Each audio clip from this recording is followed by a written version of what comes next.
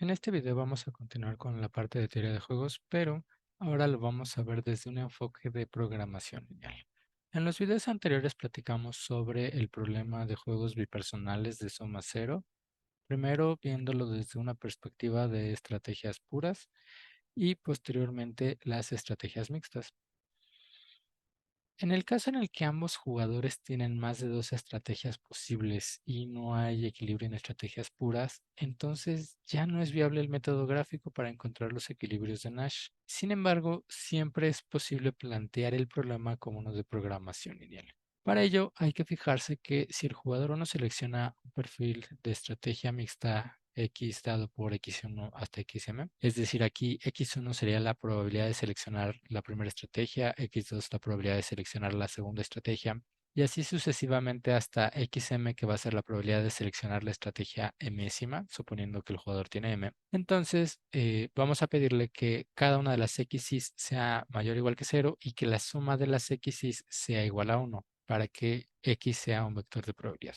Con eso, nosotros podemos calcular su pago esperado contra cada una de las estrategias del jugador columna, como la esperanza del pago esperado para el jugador 1, dado que el jugador 2 selecciona la estrategia jésimo, va a estar dada por la suma desde que es igual con 1 hasta m del a y j por el x. Esto es pensando que el jugador 2 va a seleccionar la columna J, entonces los pagos van a estar dados por estos de acá.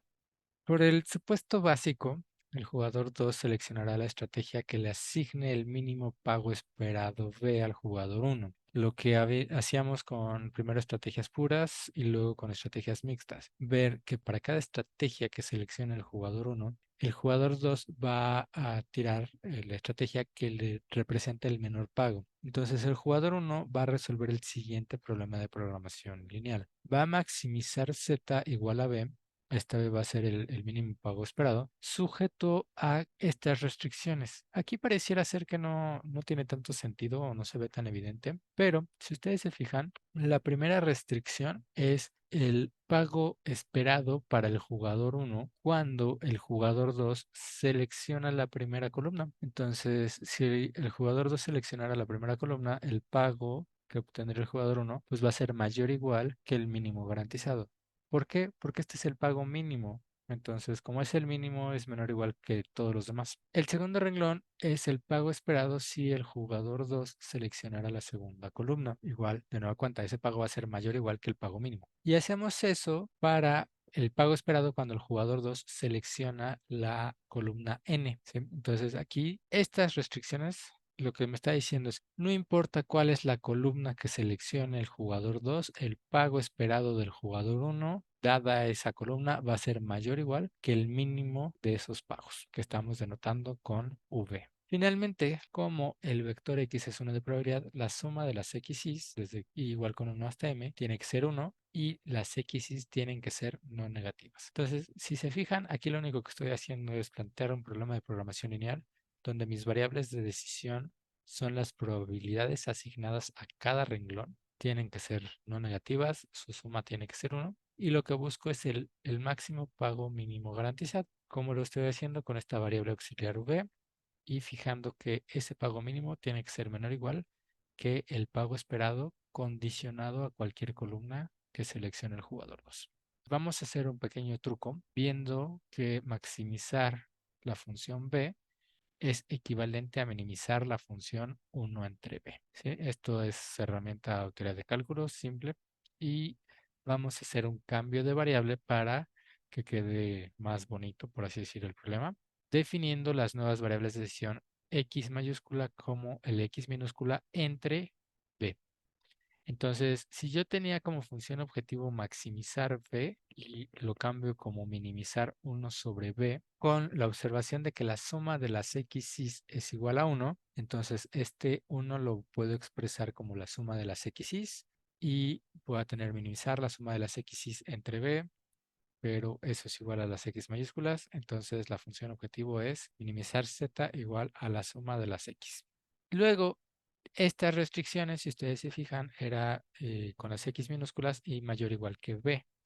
Yo voy a pasar el B del lado izquierdo dividiendo y entonces por eso es que ahora tengo las X mayúsculas. Y finalmente yo tenía la restricción de que la suma de las XYs fuera igual que uno, pero eso ya lo estoy incorporando en la función objetivo, por lo tanto ya no la vuelvo a poner, va a ser una restricción redundante. Y de esta manera, el problema del jugador renglón va a ser minimizar Z igual a la suma de las X is, sujeto a que cada uno de los pagos esperados entre el valor mínimo sea mayor o igual que uno, con las X mayúsculas variables no negativas.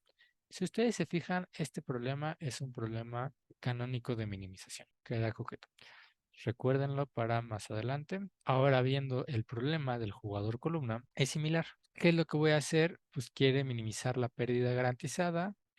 Bueno, aquí eran yes, no sé por qué salieron X, pero aquí eran yes. En cada una de estas restricciones va a ser el pago esperado dado que el jugador uno selecciona el renglón yésimo. Eso tiene que ser menor o igual que la máxima pérdida esperada, porque es la pérdida máxima. La suma de las Y's tiene que ser igual a uno y las YJ's tienen que ser no negativas. De nueva cuenta, haciendo un cambio de variable, llegamos a que el problema del jugador columna va a ser maximizar la suma de las Y's, sujeto a que cada una de estas pérdidas esperadas sea mayor o igual que uno y que las variables sean no negativas. Es decir, el problema del jugador columna es el canónico de maximización y si ustedes se fijan, son duales.